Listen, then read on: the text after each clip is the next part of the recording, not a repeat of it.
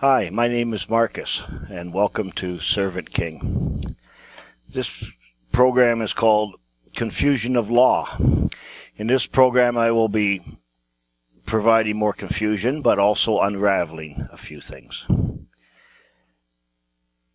Law and government as you know it, or are presumed to know it.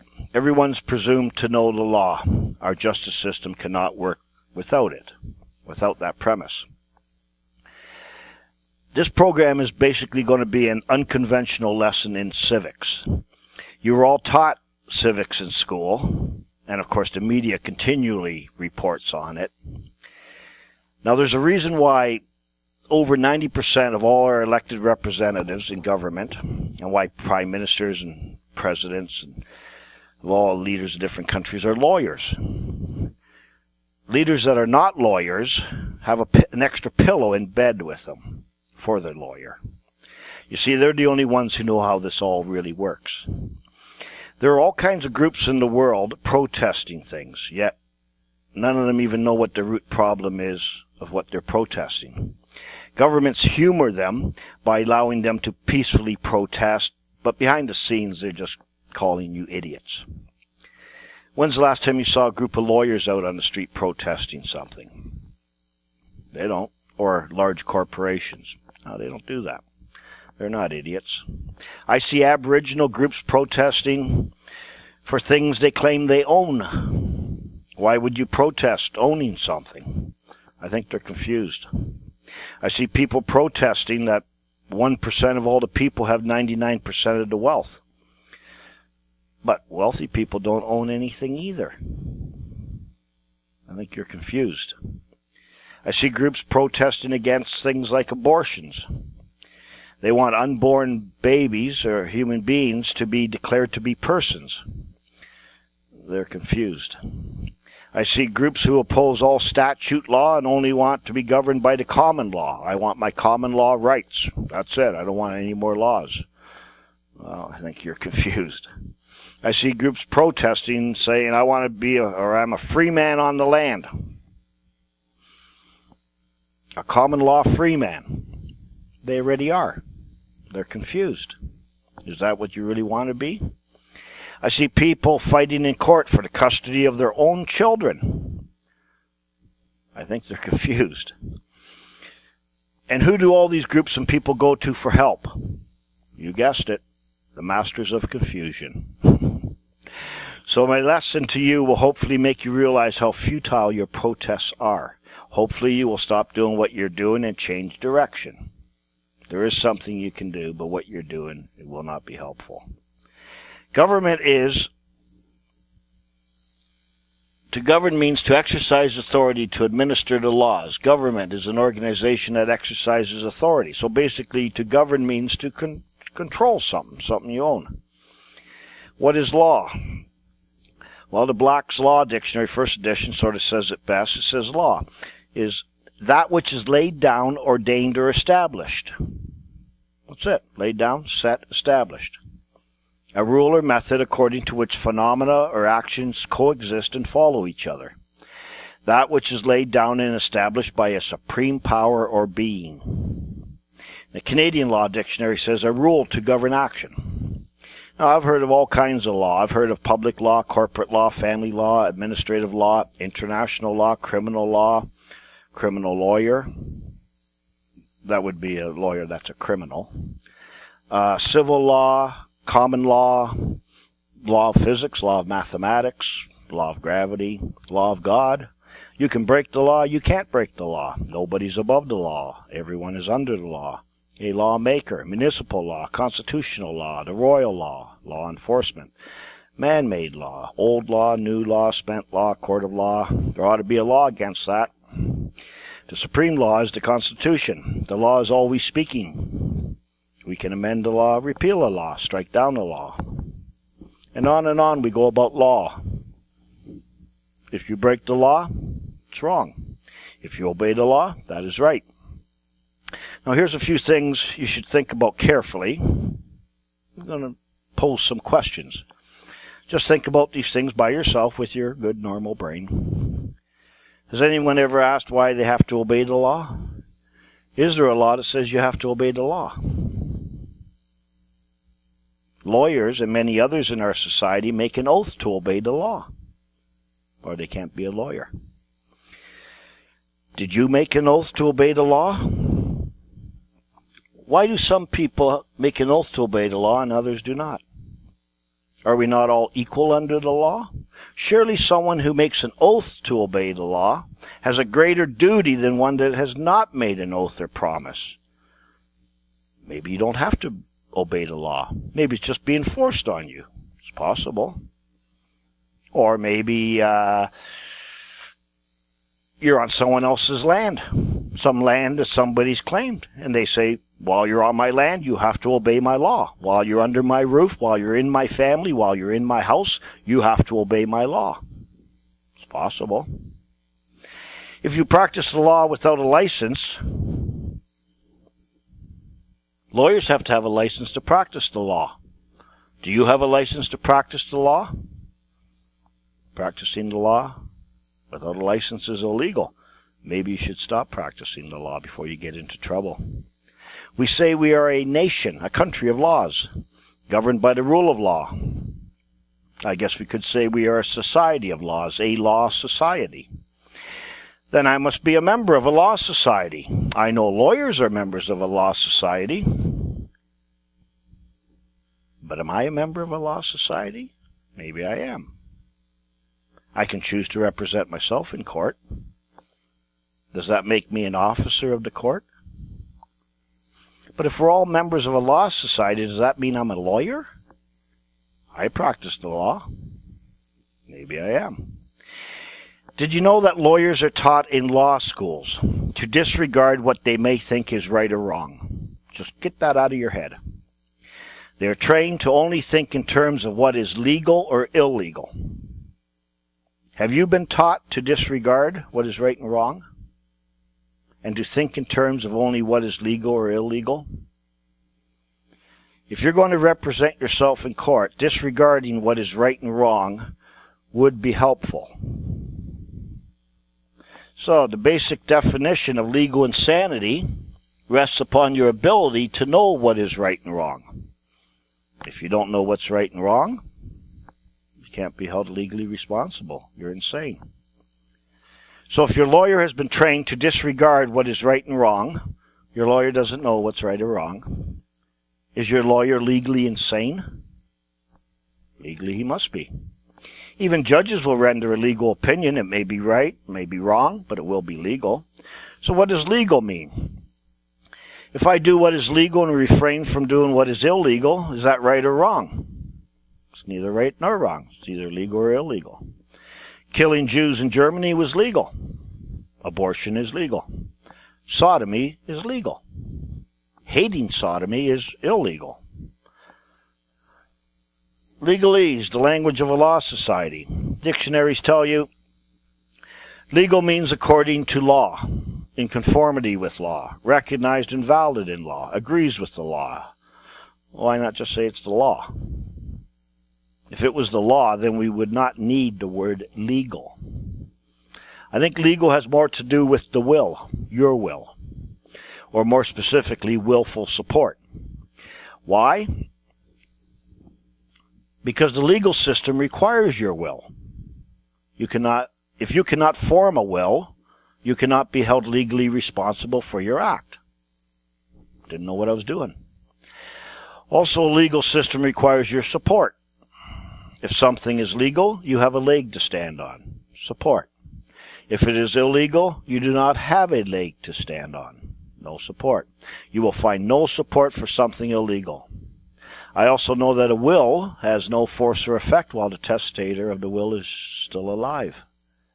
I have to wonder how the will of the people, which is the supreme law, has any force or effect while we're all still walking around alive.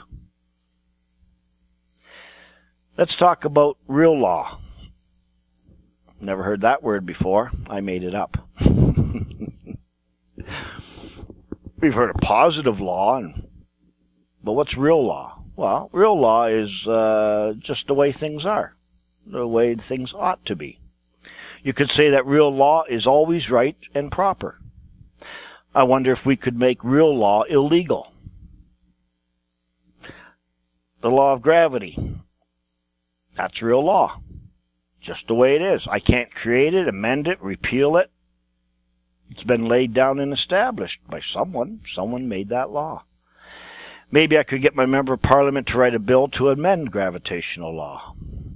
If I can get that law passed, I'll be able to jump 60 feet high, like Superman. I'll be able to practice the supernatural. Something beyond, something that transgresses the law. I've just told you one of the most important parts of the trick. Making laws is the practice of the supernatural. Law of mathematics. Who made 4 plus 4 equals 8? Who made that law?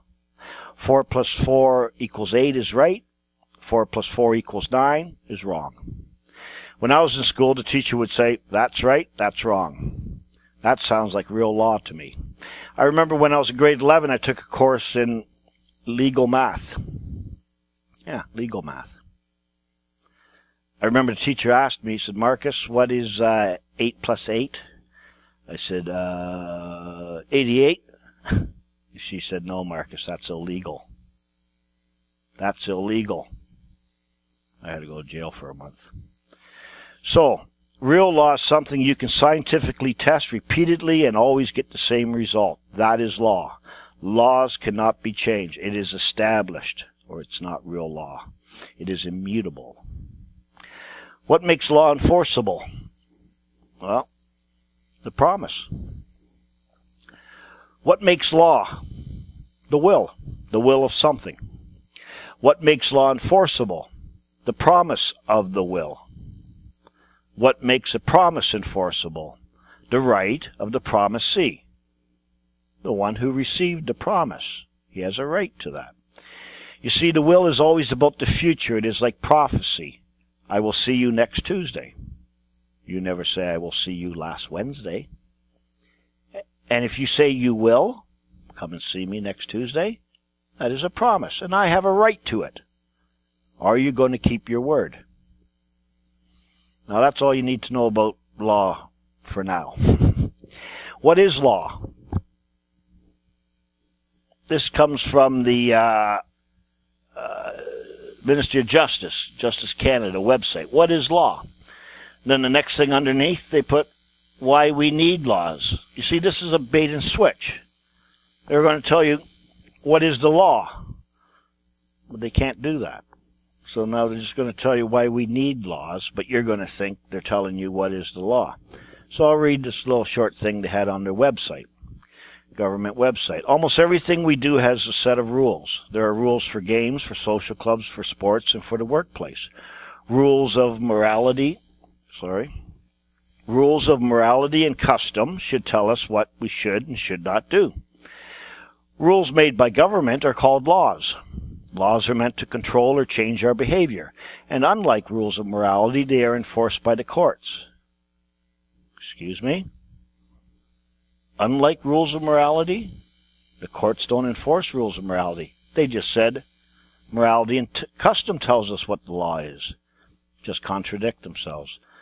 If you break a law, whether you like that law or not, what do you mean whether I like that law or not? It's either your law or it isn't your law. It has nothing to do with liking it or not liking it. See, they're not going to tell you what the law is, how the law is made, and how this works. They just tell you whether you like it or not. Send a policeman out with a gun, force it on you, scare the hell out of you. You don't know anything about the law. This is your government writing to you. Whether you like it or not, obey the law. You may have to pay a fine, pay for the damage you've done, or go to jail. Ever since people began to live together in society, laws have been necessary to hold that society together. Did you know that? Is that why we have law? To keep you in captivity, locked together in a society? I thought laws were like to protect your life and your property and don't kill each other and steal. No. They're saying laws are necessary to hold you all together. So you can't get out, can't escape. Imagine the chaos and danger if drivers just chose which side of the street to drive on. Imagine trying to buy and sell goods if no one had to keep a promise or fulfill contracts. See, contracts are full of promises, considerations. So you see, it's the promises that can be enforced. It's the only thing that can be enforced in law. Imagine trying to hold on to your personal property or even keep yourself safe if there were no laws against robbery or assault. It doesn't talk about owning any property. It says you're going to hold personal property. Even in a well-ordered society, people have disagreements. The conflicts arise. The law provides a way to resolve disputes peacefully. If two people claim the same piece of property, rather than fight, they turn to the law and the courts to decide who is the real owner. So who's the real owner? The courts. The court is the owner. Only the owner can decide what to do with this property. The courts will decide who can have or hold it, keep it. They put real owner. That's a lie. That's a fraud. Your own government, when it lies to you and says you're the owner, it's not true. That's a fraud. That's not even ambiguous.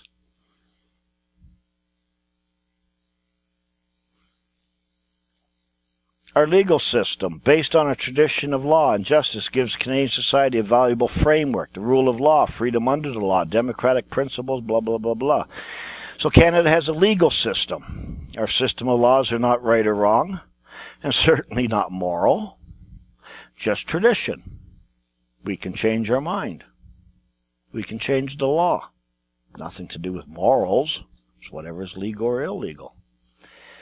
So you can be the most perverted, disgusted, vile human being that ever walked on earth and still not have done anything illegal.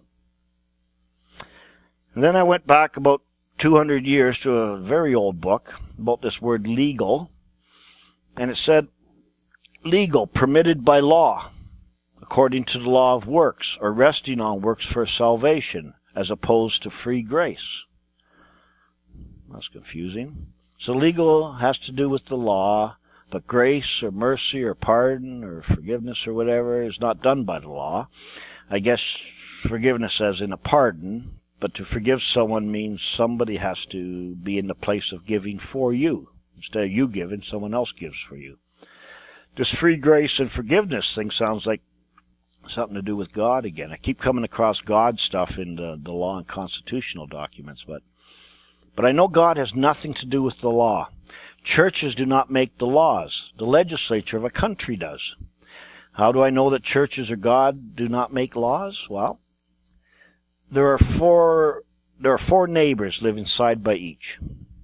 A lawyer, an atheist, a plumber, and a Presbyterian minister. And they're all friends. I know it sounds like a joke coming, right? The lawyer made an oath to uphold the laws of Canada. The atheist obeys religiously every law of Canada given by Her Majesty the Queen. The plumber does not know what the law is, but does it anyways because he's scared of the law. And the Presbyterian minister, he tells everybody he obeys the laws of God. He's a man of God. And people give him money for being good, I guess. Now here's the reality, the facts. They all obey the same laws. Defend their actions in the same court, are all charged by Her Majesty the Queen when they break the law. They all suffer the same penalty, but they don't believe that. They just don't know that, except for the lawyer. You see, they're all friends, but only the lawyer is called a learned friend. That's lawyer speak. The rest of the people, friends, are just dimwits.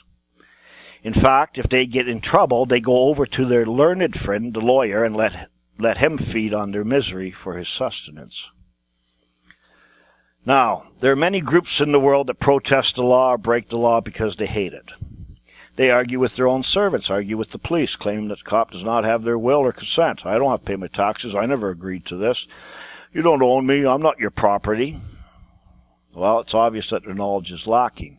Whether you're a patriot group, common law group, tax protester, Freeman Society, Occupy Wall Street movement, an Aboriginal or religious society, or any other group I've never even heard of, you should change the course you are taking before you hurt yourself. You will become the proximate cause of your own injury. A smug judge once told a man who said these exact same things just before he sent him to jail. Now, if you don't own anything, what are you protesting about? I do not think you are protesting. I think you are begging. If you don't own any property, who are you protesting to? Just manage it and regulate it yourself. Or sorry, if you do own property, just no sense of protesting, just manage it and do it yourself. Do some real work and mind your own business. But right now, you don't own a business. You're told you do, but you don't. That's deception. That's a lie. That's a fraud. If people owned their own thing, this world would be so productive. We'd be so much further ahead. But anyways, I will explain and show why you have to obey the law and protesting the law is futile. I'm also going to explain basic law and government as you practice it. Any lawyer could do this, but they won't. They presume you already know. If you knew what he knew, you wouldn't need him, and he would have to get a real job. You only need a lawyer for what's called P&P, pleading and procedure. See, they have a procedure on how you plead and beg and solicit, pray, petition your God. In the tribal times, there were medicine men. In medieval times, there were priests. Today, we have lawyers. They're your intercessor to fulfilling the law for offering sacrifices and offerings. Did you know the government has no obligation to explain the law to you? In fact, they can't give you legal advice. You have to pay a lawyer for that. Or if you want it for free, go see your representative. After all, he or she is the one who spoke for you. They will tell you what you said and what you agreed to. They will tell you the law you made while you were too busy working. You see, when you go to court, there's a presumption that you know all of the law because you are the one who made it. A court cannot get a conviction otherwise. Let's have a quick look at law and government, a little history. Laws are basically rules, and government is basically the system by which rules govern or govern things. Control or govern things, sorry.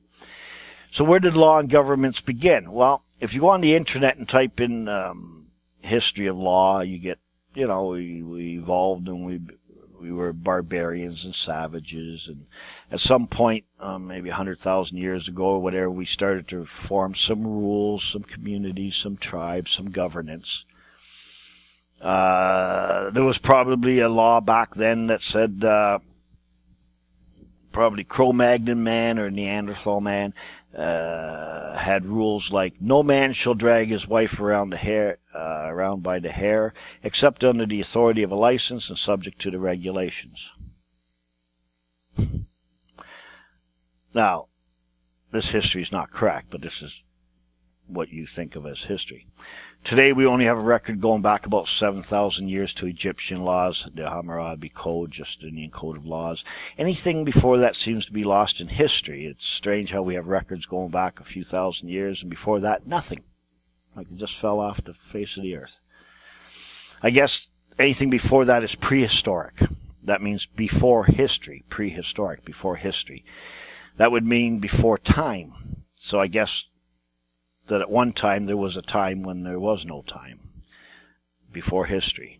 That would be prehistoric. What a stupid word, huh? Prehistoric, before history. When we look at nations, countries, laws, rules, and government, it's just like the animal kingdom. No difference. No laws governing this. When man as a human animal developed, they probably decided that fighting each other and killing each other and stealing was not good. So they formed groups, families, clans, tribes, nations, countries, communities, societies. Each group would claim a territory, mark it with their scent. We put out a flag or a fence. They defend a territory. We have an army for that. We don't let anyone in. If anybody comes into our territories, we deport them or drive them out. We have border guards, fences. We post watchmen along the borders so nobody can come in our claim. We claim this. It's ours. We were absolute sovereigns, rulers over their territory. Animals are the same. This is our territory. No one else can challenge it. Each territory had its own rules laid down by the supreme one. The leader was the alpha male, the biggest and the strongest. Occasionally there'd be a fight. Who's going to be the leader? We today have a leadership campaign. Not quite like an animal, but pretty close. They still call it a fight. So someone that's old and experienced and knows everything would be the best leader. He's also the one that's allowed to breed. All the young would come from his seed. They're all the image of their father. So you have one common progenitor. They're all created in his image. If you're in Canada, you're all the sons of Canada, the image of Canada. If you're in Britain, you're all the sons of Britain, the image of Britain. Look at your identification. The UK, look at Canadian. Everything starts with Canada this, Canada that. This is the family or the tribal surname. So that's basically how government works. One big happy family. That's society. And you defend your sovereignty or territory with an army. Everybody fights or gets drafted to fight. Have a look at the last page in your passport. You can be called up for military service. Every citizen can.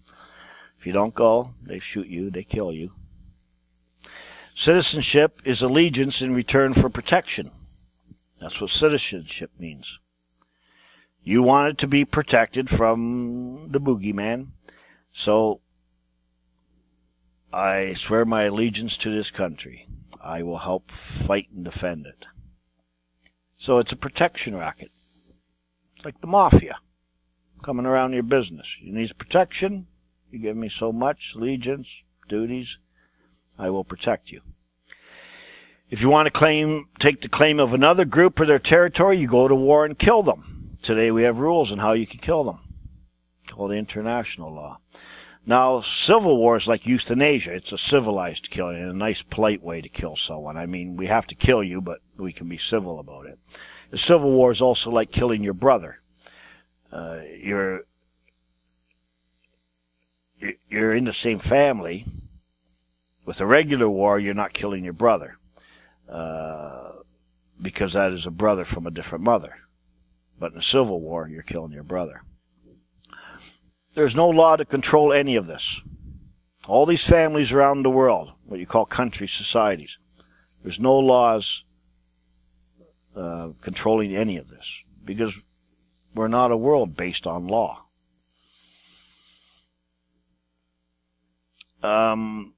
So that's basically basic history of law and governments, and that's how our world works. Now, there's always, in every society or family, there's always one at the top. Doesn't matter how many make up the whole society or family. There has to be one top guy, one supreme being, like a father, like a god. In the U.S., there were the founding fathers that created this being. In Canada, we have the Fathers of Confederation, so you have to have fathers. But in Canada here, we already had a father called the Queen or the King.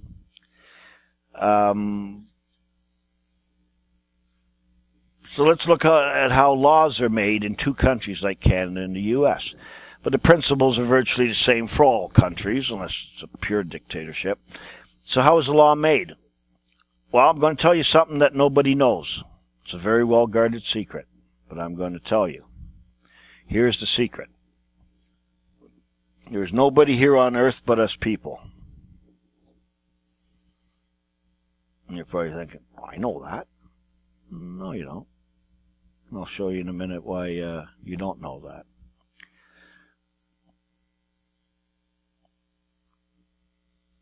All countries start the same. Someone finds a territory, claims it.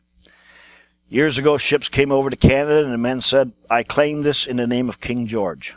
Whether there's people here or not, doesn't matter. We claim this in the name of King George. Another ship comes over to the U.S. area. Men say, I claim this in the name of King George. Now, King George has a claim to both pieces of land. King George will defend his claim to the death. That's how sovereignty is maintained. Just like the animal kingdom. Now, the people in the U.S. thought it was stupid to pay some old guy in England a share of everything they work for, so they took their tax bills and said, return to sender. There was an animalistic fight, and the king gave up. Now we have a whole bunch of people standing around with no laws, no supreme being, no king. So, people said, well, we'll become our own king. all together as one, jointly and severally. We'll write a constitution of the people, by the people, and for the people. After all, there's only us people here. So, out of many, we will become one. And that one is everybody together, like a big animal, okay? All joined together as one. Okay, now let's make some rules and laws. So there's 300 million of you or whatever now. You all get in the house to debate what the laws and the rules should be. But of course, everybody can't fit into this room or house, and somebody's got to be back home feeding the animals and doing some work. So we'll send one guy from each area. He'll speak for the rest of us. He will represent us. We will be the constituents. We will be part of this. He will speak for us. He will carry our voice. So I'm actually saying it. And it will be the same as if I'm there. And he will vote for us. This way we'll all equally be lawmakers of the law. We are the sovereigns, all jointly and severally together. We'll all get to be the Father, the Supreme Being. We are free men on the land. So you form a sovereign state. You form a God. Right? A God power. One which governs itself independently of any foreign power. Nothing but the people have anything to say about the law. It is exclusive to the people. Now, you don't think you formed a God. That's a different word, but in law, you have. Now, you all have to agree with this because you're all freemen. You also have to pledge allegiance in order for all these agreements to be binding. So you all got to make an oath of allegiance to the one. But everyone's the same. You're all men, women. You're all equal. You can't pledge allegiance. There's nobody higher. So we got rid of the king, so we'll just pledge our allegiance, not to the king, because he's gone, the flag. So we just take a rag, put it on a pole, and pledge allegiance to the flag. Nobody in their right mind would do something like that, but people do. And then we just make the kids, from time they're little, every day, pledge allegiance to the flag, to the flag, to the flag, loyalty to the flag. And it'll just become normal. This really is just self-allegiance and self-love. And we'll sell this concept as being the greater good. So the making of a law. One of the representatives, someone from one of the districts, stands up and says, there ought to be a law against that. Law against what? So he says, I'm going to write a bill. It says we all want to wear seatbelts when we drive. Everybody debates it. They vote on it. They agree. They vote. The majority wins. This bill is now passed by the House. Then with one loud voice through one speaker, we say, let it be enacted. Send her off to the president, and this is how we will act. So it's your will, written in a bill. Your name's on the bill. This is exactly how we're going to act.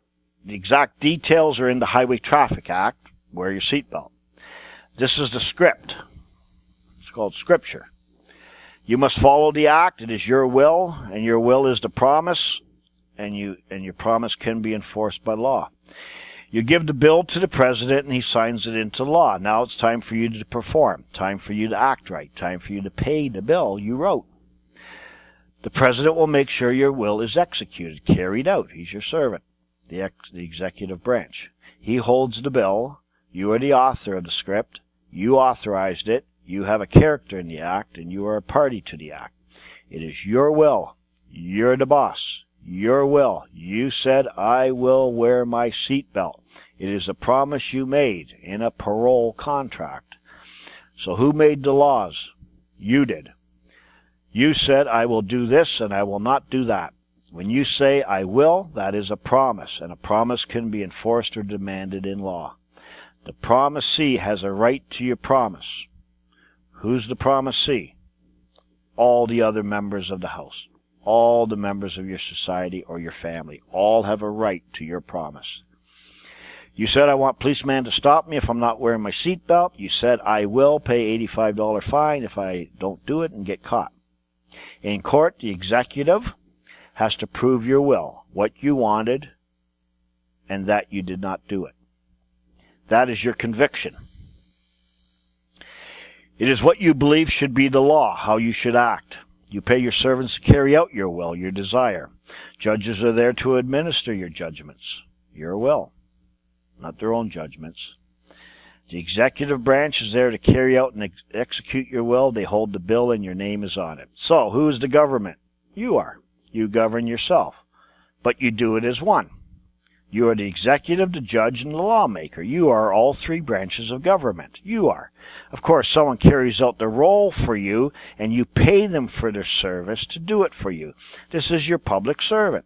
They only remind their masters what they wanted and the rules you made, because you were too busy watching Law and Order on TV while all this was going on. How can you know all the millions of rules, laws? Well, many are advertised or made known through the media. Your neighbor will tell you. Parents will tell you. But all must be posted. Why do people protest against themselves? This is what you wanted. The power came from you. You should be happy. But of course, nobody really understands how this all works. If everyone understood this, hardly anyone would ever be in jail. Why would anyone do something contrary to their own will? You'd have to be insane. All disgruntled protest groups are merely protesting their own will. You said you would get a permit to protest and do it peacefully. There's a law on that too. And if you don't, you said the policeman will come and clobber me on the head. You asked for it. You commanded it.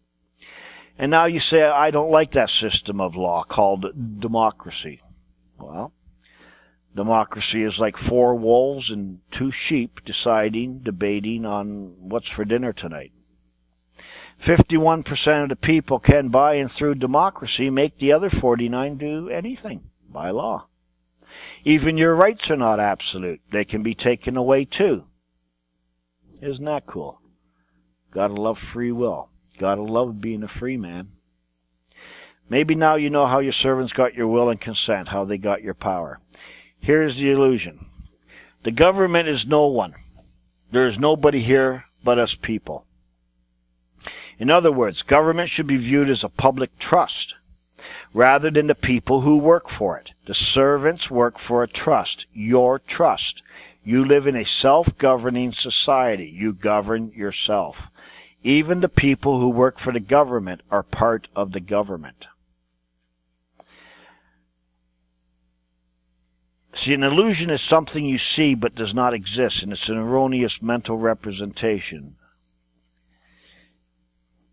You are the government. You live in a self-governing society. Your servants are administering and executing your will. Of course, once you've made your government, you've lost all control. It's done by trust. You better trust them. Next time you feel the need to protest your government, just stand in front of a mirror and argue with whoever you see. You would be best to do it in private, because if anyone sees you and that information gets to court, they may lock you up in an insane asylum and force feed you some medication. Excuse me. Now let's look at the slight differences in Canada. I gave you sort of the U.S. thing there. In Canada, sovereignty is not in the people. In practice it is, but not in law. The Queen is a constitutional sovereign, which means someone made her a queen. The Constitution made her a queen. She's just a woman, but the Constitution made her a queen.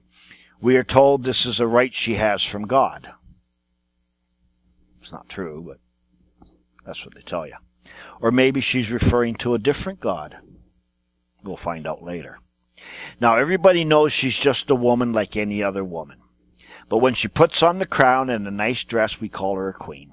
It's just make-believe, and nobody is really fooled. She knows that too. Her own motto is, she must be seen to be believed. That's her motto. You have to see me to believe me. When she dies, someone else puts on the crown, the metal ring. It's called assuming or taking the place of, and if he's a man, we call him a king. It's just acting, nothing serious, just playing by the rules, that's all. It is the crown that everyone is really bowing to. A molten ring of metal put on the head. Just a material effigy of something. It's like the U.S. flag that people sing to and put their hand over their heart. It's a way to show their love and loyalty to the flag, but in reality it's just self-love. And the song you sing is called an anthem, all countries have an anthem. An anthem is a sacred song, a hymn. A hymn is a song to your God. I just thought atheists would like to know that. We used to sing in Canada, God Save the Queen. Now we sing, Oh Canada. She's still our queen, but we are no longer a colony. She gave us some more rights and freedoms. Hell, we're almost like Americans now. The Queen thing is sort of like when Fred, your neighbor, appears as Santa Claus at the children's party. The kids don't know it's Fred. They believe it's Santa. But we know it, don't we? It's just all make-believe, pretending. Like when your boy writes a letter to Santa Claus and he says he's been good and he would like to have a slingshot for Christmas. You take the letter and you tell him that you will mail it. Of course, you throw it in the garbage and sit down and write a letter, which you give him from Santa Claus, because Santa Claus doesn't exist. It's just make-believe. Can anyone make you believe something that's not true? No way. We are educated. We are sophisticated. So in Canada, the advisory democracy does the same as in the USA. In Canada, we have a House of Commons as opposed to a Congress.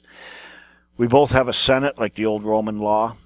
Do not ever think the Roman Empire died. It just moved across the street over to the Church of Rome. Somebody says there ought to be a law against this or that, writes up a bill, they debate it for a while, and then vote thumbs up or thumbs down. It is passed. We give it to the Queen. She gives it royal assent, and it becomes her will, our bill. Her will, our bill. The law, or should I say the bill, is governed by the rule of law. On the top of every bill it says, with the advice and consent of the Legislative Assembly. So here you have it. We've given her legal advice. I told you legal advice is protected. And our consent. There you have it. We have all given legal advice. Why? Because we're all attorneys. But you don't know that. We're not learned attorneys, just dimwit attorneys. So does she really need our advice and consent? No. But it makes it more binding as a matter of law. We now have to act and perform just like the bill says. So read the act, whatever act there is, and act accordingly. When people say, I don't agree with this, well, the fact is you're the one who wrote it, you voted on it, it was your advice, and you gave your consent. As a member. What you're really saying is that this democracy sucks. And you would be right. But you don't know how to get out of this because you don't even know how you got into this. Hell, you'll even go out and fight and die for democracy because you've been told, this is fantastic. It's the best system in the world. We live in the best country in the world. Every country, they all believe they live in the best country in the world because they've all, right? Except for a few countries where they want to come to another country. So in a democracy, everything becomes the property of the Supreme One, the Supreme Being, the state. Every nation on earth operates by communism. You just can't see it. You have to give up ownership of all property. You alienate yourself. You alienate your property when you do this thing called an attornment, when you become the attorney. I'm going to explain this in the Unraveled programs. So you lose all property and everything becomes common or public. You only hold it privately. You are given some rights which are not absolute, but better than nothing since you have abandoned your absolute birthrights. You abandoned those. You want human rights, civil rights, human rights, citizenship rights. Governments are not established to secure your God-given rights. That is a lie. How many times I've heard that, read that? Founding fathers to countries have stated that. That's a lie, an outright lie. Only the law and your promise to perform your duties can secure your God-given rights. In a democracy, you get to pay yourself for everything you think is free. And then you get to work even harder to pay all your servants. The people who play the role of government inspire you to vote for them by saying, I will give you something for free. You will get it for free after you pay for it. or you will get it for free after it is taken from someone else and given to you. But what's the difference? You're all one big happy family in the pursuit of happiness. But remember, you're only living a dream. It's not real. Some of you will wake up and realize you're sleeping. Let me explain in more detail why you own no property. The short answer to it is because you became a lawmaker. If only you had not joined this lawmaking body, you would still own your property. When you became what you are not, you left your birthright behind. Inalienable rights cannot be transferred. You have to go back to what you were to claim them. What you believe you are and what you claim to be is just an illusion, make-believe. So let's have a look at an example to prove you own no property. If John Doe stole Fred's lawnmower out of his garage, who charges the thief? Well, the owner has a right to charge him. So in the U.S., it might be the state of Idaho versus John Doe, or the people versus John Doe, or the U.S. versus John Doe. In Canada, it's also the owner. Her Majesty the Queen versus John Doe. Fred doesn't charge anybody. He doesn't own anything. He's only the tattletale. He's the one who phoned the cops. If convicted of the crime and a fine is paid, does Fred get the money or does the owner get the money? The penalty. Who gets the penalty? The owner. Fred doesn't get a penny. Nobody stole from Fred. Fred doesn't own anything. Fred had it, but doesn't own it. Fred doesn't even have to go to court. He can stay home and watch cartoons. Yeah. Under real law, Fred would accuse John Doe, and if found guilty, Fred gets his lawnmower back and he gets another lawnmower as the price for the penalty for the crime. The victim in a democracy is society. The one, not you. Do you still think you own something? Everything is owned by the society you live in. Everything is public. Everything is common. You only hold public property privately. You own title to nothing. You only hold title from the owner. You are not a house owner. You have a household. You hold it as a tenant. You do not own your children. You only hold custody. The owner can change the parent, the guardian, the babysitter whenever they want using the law. If you ever want to know who owns what you think you own, just look at the image and superscription on the money you hold. You cannot issue money unless you own property. This is a good time to have another glimpse at the trick and the illusion and how it works.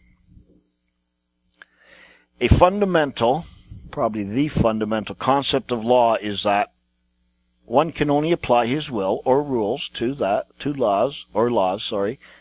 which he made, which he owns, what's his. That's it. It's the most fundamental thing about law. If it's not yours, you have no say. If you try to control something or someone that is not yours, that's unlawful. So if you want to be a lawmaker, a governor, if you want to create something, anything, if you want to be a lawmaker, a governor, you have to create something, anything. But of course, we are human and can create nothing. So what does create mean? Create means, it comes from the Latin ex nihilo, which means out of nothing, out of nothing. To bring into being from nothing, to cause to exist. Creation is magic. It's a mystery. We can't create anything. We can't take nothing and make something. That's a supernatural act. We're part of nature. We're part of the creation. We're not the creator. And when you think you can do that, you're practicing the supernatural. You're practicing the occult. So creation is a supernatural ability. It does not exist in nature. There's no creation in nature. Nature is the creation. God is supernatural. He's above nature. He is the author of nature. As a sovereign, we are practicing the supernatural. That is called the occult. And we practice it with magic words.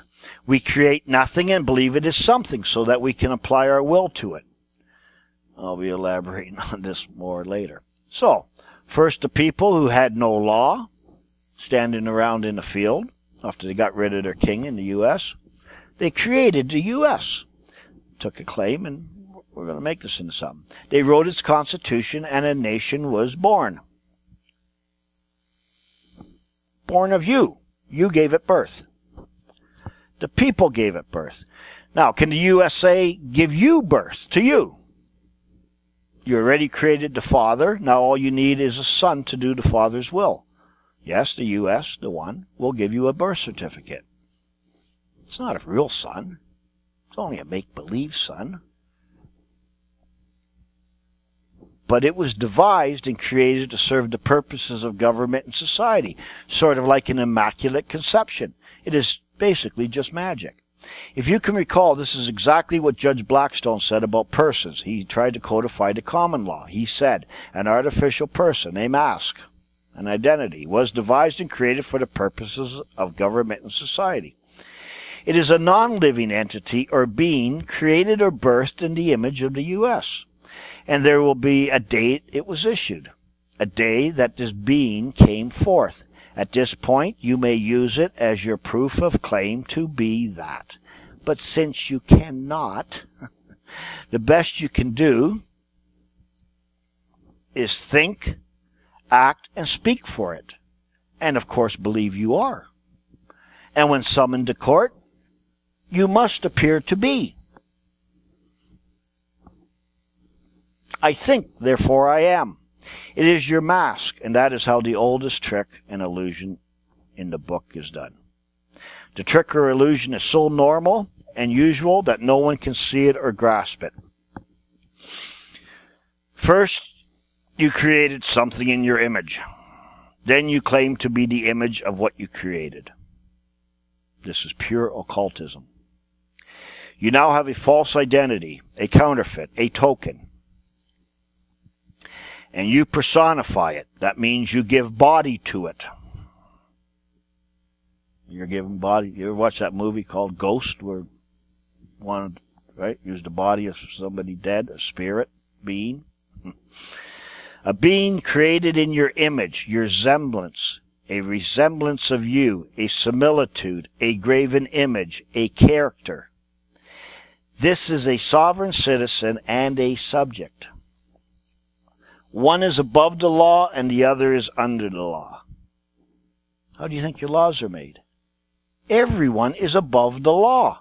Only someone above the law can make the law. Only someone above the law can amend the law, repeal the law, strike down the law.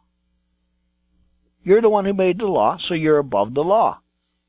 But you also got to be underneath the law. So you're both lawmaker and law obeyer. Because there's only us people here, remember? So, there's two of you. One's above the law, the other one's underneath the law. That's a split personality, a schizophrenic. A man who has two lives. A public one and a private one. A Jekyll and Hyde. A multiple personality disorder. A psychosis. Insanity. As a citizen, you have your rights. As a subject, you owe your allegiance, your duties. If you can recall, a person is any being with the capacity for rights and duties and is confined to that. Any being. Anything. Real, imaginary, live, dead, spiritual, whatever. Of course, with your supernatural abilities, you can give life to it. You can give it life. Or at least appear to. This is divination. All these things that I'm telling you are bad, by the way, are against the law. Okay? Now there are two beings, two distinct identities, but you can only see one. The mask conceals your true identity because you are confused. You have a confusion of face. One is natural, one is artificial. One is true, one is fiction. One is alive, one is dead. One is real, one is personal. One is private, one is public. We have to create a double identity in order for our legal system to work. Remember, there is only us people here. Your agreements have to be done with somebody. Your contracts, right? Nice system of law, don't you think? Have you ever noticed nobody ever shows identification when they go into court? You need identification for everything. You want to book a hotel? Need identification. Go to the airport, plane ride, voting, go to a rental shop to rent a step ladder. We need some identification. Open a bank account, need some identification. Mailbox service at the post, need some identification. Take Billy to school, we'll need some identification. When you walk into court, the judge looks at you and says, your name, please, and you tell him your name. Why don't you ask him, would you like to see some identification? They don't want to see your identification. You know why? Because they don't want the son of Canada. They want the person of Canada. They don't want the dead guy. They want the live guy who did the act. The legal system that we call law is the practice of... Sorry. Where did I write that? Yeah. The legal system that we call law is the practice of personification. It is one of the forms of witchcraft. Giving life to the dead. Giving the dead a spirit, a life. Welcome to Hollywood. Hollywood is the wood from the holly tree. The holly tree is a sacred tree of witchcraft. Hollywood is a place where people appear in person. Halloween, trick or treat, the celebration of appearing in person. You only get a treat if you appear in person. One who wears a mask. Now you are deemed to be. Deem means treat as if. Wear a mask, they treat you as if. Here's your treat. Otherwise, you better know how the trick is done. If you want to enroll your child in school, you must enroll your child in person. The state will only educate their child. They will not educate your child. When the cop stops you for speeding, he will charge you for speeding in person because you are driving in person. Is there another way to drive? Of course. But you don't know that. Do you need to say anything to him? Oh, just give him your person. When you go to court to fight the charge, you will need to appear in person. You need to personify the mask. Give your body to it. Why? Because you are the actor, the man behind the mask. Why?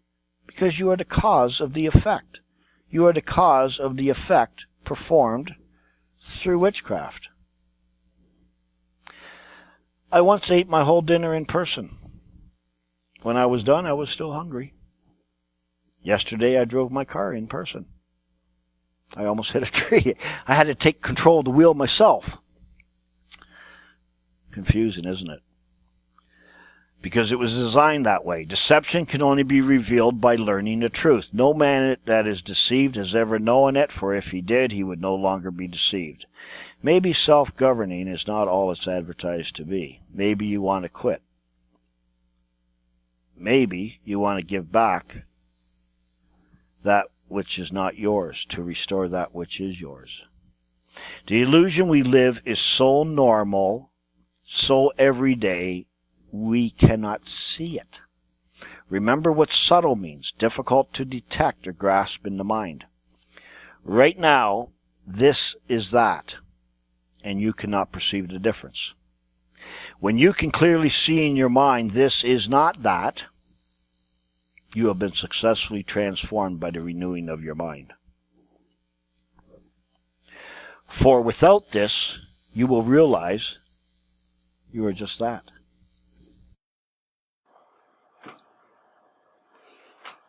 In the next video program, we will look at a few different concepts that led to my discoveries. You will need to understand what they are in order to grasp the unraveled presentations. I call the next program simply The Confusion of Things. Till then, my name is Marcus.